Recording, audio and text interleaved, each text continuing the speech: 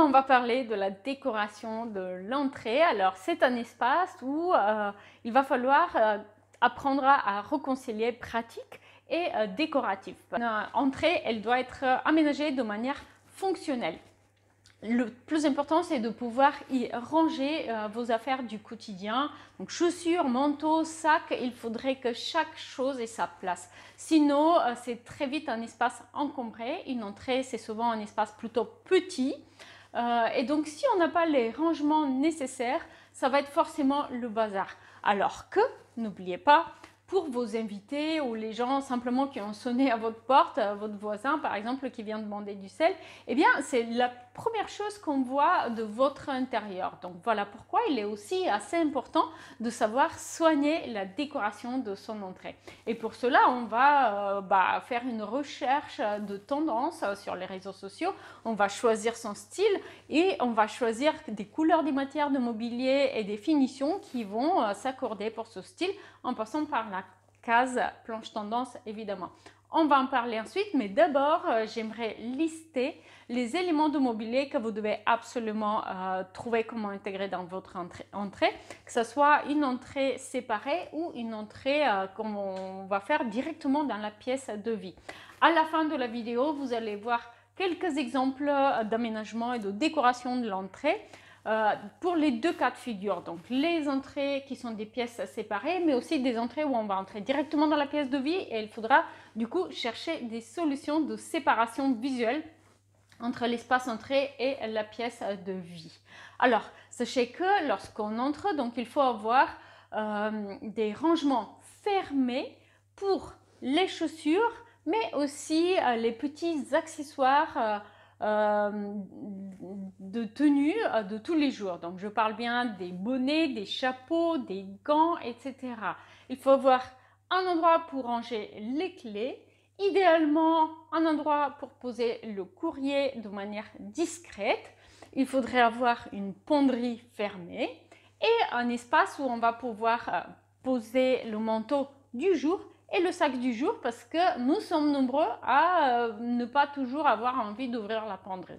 Donc souvent la penderie, c'est là où vous allez ranger les manteaux que vous n'utilisez pas ce jour-là, et sur le parterre, eh bien c'est plutôt les manteaux en cours.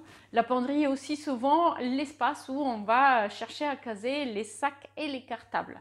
Donc voici les éléments importants pour les rangements, mais n'oubliez pas aussi qu'une entrée doit également idéalement avoir un espace pour s'asseoir, notamment avec l'âge. Parfois il devient difficile de mettre ses chaussures debout, donc on préfère souvent être assis pour cela, donc avoir une banquette, ou s'il n'y a pas l'espace, eh bien au moins un fauteuil ou un tabouret, c'est toujours appréciable. Et n'oubliez pas aussi le miroir qui est très appréciable aussi pour jeter un dernier coup d'œil avant de sortir, mais aussi notamment pour les entrées qui sont fermées, eh bien c'est une solution pour agrandir un petit peu visuellement cet espace qui est souvent un petit peu confiné. Donc voici les choses que vous devez absolument trouver comment intégrer à votre entrée. Ensuite, côté aménagement, côté décoration, eh bien, il va y avoir toute une palette de styles déco. Ce sont les mêmes qu'on va trouver en fait pour la maison. Et donc à vous de choisir, mais je vous conseille de rester cohérent avec la déco de votre pièce de vie. Parce que c'est évidemment très valable lorsque votre entrée est ouverte sur la pièce de vie, mais même s'il s'agit d'une pièce fermée, quand ils rentrent chez vous, ils vont d'abord être dans l'entrée et ensuite vous allez les faire entrer dans la pièce de réception. Voilà pourquoi il est souvent important d'avoir une cohérence en matière de couleur, en matière de décoration et style d'aménagement entre ces deux pièces. Il faudrait que ça soit une continuité idéalement. Vous pouvez assurer cette continuité en utilisant des matériaux similaires, sur les murs en utilisant des couleurs similaires. Par exemple, si vous avez des accents colorés dans votre pièce de vie, vous pouvez les reprendre avec une bande, par exemple, de papier peint dans l'entrée simplement. La même chose pour le mobilier, en parlant notamment du style mobilier. Imaginons que vous avez un salon qui est design et contemporain.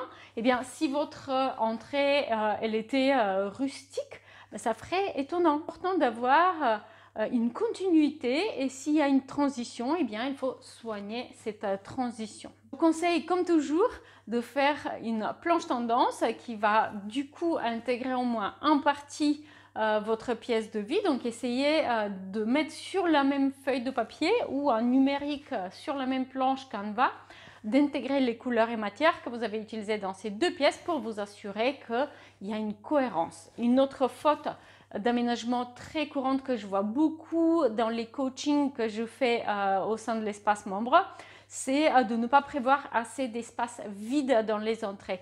Souvent, les gens vont avoir tellement envie de mettre plein de rangements que du coup, c'est à peine si deux personnes peuvent se tenir debout. Alors que rien que le matin, quand on prépare les enfants à l'école, il y a du monde en fait et il y a des choses qui se passent. Il y en a un qui cherche son cartable, l'autre qui n'arrive pas à faire ses lacets. Vous savez, vous avez besoin d'espace vide aussi dans cette pièce. Même chose lorsque vous recevez du monde.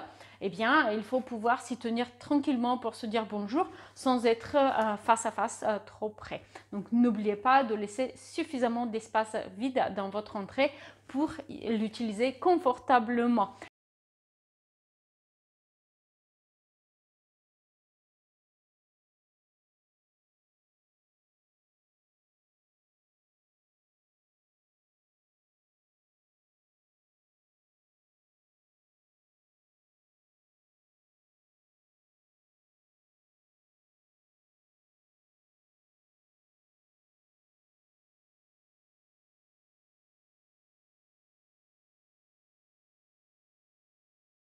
Si vous avez aimé cette vidéo, vous allez peut-être aussi aimer celle-ci, une vidéo qui est dédiée à la décoration et à la mise en place d'un mur de cadre, quelque chose que vous pouvez aussi envisager dans l'entrée.